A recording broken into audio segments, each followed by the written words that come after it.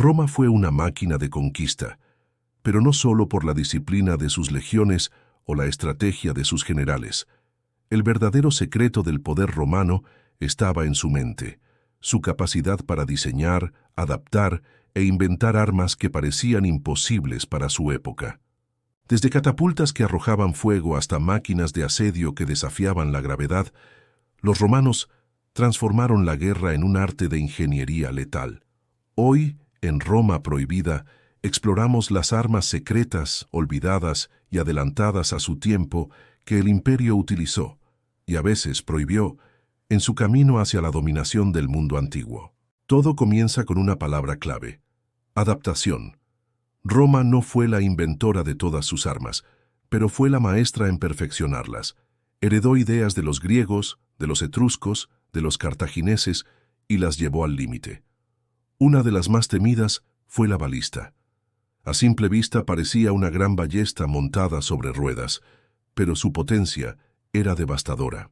Podía lanzar enormes virotes, dardos de hierro, a más de 300 metros atravesando escudos, corazas y hasta 2 soldados alineados.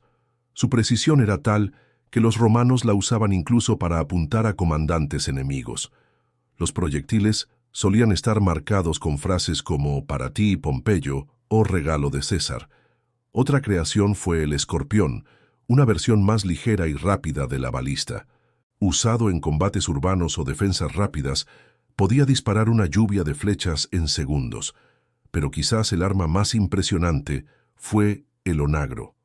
Su nombre significa asno salvaje, por el violento retroceso que generaba. Funcionaba con un brazo de madera tenso que lanzaba piedras gigantes sobre murallas, torres o formaciones enemigas. Cada impacto podía destrozar estructuras y causar terror psicológico. Pero los romanos no se detuvieron ahí. Durante el sitio de Masada, en Judea, usaron torres de asedio móviles de varios pisos, cubiertas con pieles mojadas para resistir el fuego. Dentro, soldados subían escalones internos hasta alcanzar la cima, desde donde lanzaban flechas, aceite hirviendo o catapultas pequeñas. Y cuando enfrentaron enemigos con fortalezas montañosas, diseñaron rampas artificiales, usando esclavos, tierra, madera y piedras. Pero las armas no eran solo proyectiles. En el campo naval, Roma desarrolló el corbus, una pasarela giratoria con clavos en la punta que se lanzaba desde un barco hacia otro, enganchando al enemigo. Esto permitía que los romanos, expertos en combate terrestre, pudieran abordar barcos enemigos y pelear como si estuvieran en tierra. En algunas campañas, experimentaron con fuego griego, una mezcla inflamable heredada de los griegos orientales, capaz de seguir ardiendo sobre el agua. Aunque su composición exacta sigue siendo un misterio, se sabe que era arrojado en vasijas o por tubos metálicos, creando verdaderas tormentas de fuego. Pero hay más. El arquitecto Vitruvio, en sus textos, describe sistemas de sifones hidráulicos, trampas mecánicas y defensas giratorias con cuchillas ocultas. Se han hallado restos de minas defensivas en fortalezas romanas, hoy llamadas fossae, donde estacas envenenadas eran cubiertas con tierra ligera. También se han encontrado evidencias de armas químicas primitivas. En la ciudad de Dura Europos, en Siria, arqueólogos descubrieron túneles donde soldados romanos murieron sin heridas visibles. Se cree que fueron asfixiados por gases tóxicos producidos por la quema de azufre y betún, usados por enemigos persas, pero los romanos no tardaron en replicar esa táctica. Algunos documentos hablan de bolsas de ceniza fina que eran lanzadas contra enemigos para cegarlos o provocar pánico. Incluso hay descripciones de cadáveres infectados arrojados con catapultas durante asedios prolongados para causar enfermedades dentro de las murallas. Las defensas romanas también eran impresionantes. En sus campamentos construían empalizadas móviles con clavos ocultos, zanjas con trampas y torres giratorias con lanzas conectadas por engranajes de madera.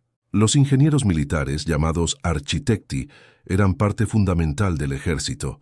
Estudiaban matemáticas, física, diseño estructural y eran tan respetados como los generales. Algunos incluso eran esclavos liberados o extranjeros, contratados por su genio. Pero muchas de estas armas eran tan poderosas que fueron prohibidas. Algunos emperadores, temiendo que generales rebeldes las usaran contra Roma, limitaron su producción o las destruyeron tras las guerras.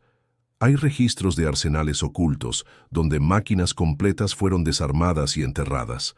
Otros diseños se perdieron tras incendios, saqueos o simples celos imperiales. Un caso curioso es el de una máquina descrita por Herón de Alejandría, capaz de lanzar proyectiles usando vapor presurizado.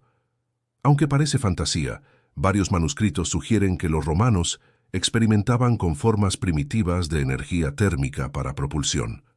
Aunque no llegó a usarse en combate, es un ejemplo de lo adelantados que podían ser algunos inventores. Incluso en la medicina de guerra, Roma innovó. Se han hallado bisturís quirúrgicos, sierras de amputación portátiles, fórmulas de ungüentos cicatrizantes y hasta instrucciones para el tratamiento del trauma psicológico. Algunos legionarios usaban cascos con refuerzos internos para amortiguar impactos. Otros llevaban amuletos metálicos contra flechas y cuchillas. Al final, las armas de Roma no eran solo hierro y fuego. Eran símbolos de poder, de dominio técnico, de la mentalidad romana: conquistar, adaptar, perfeccionar.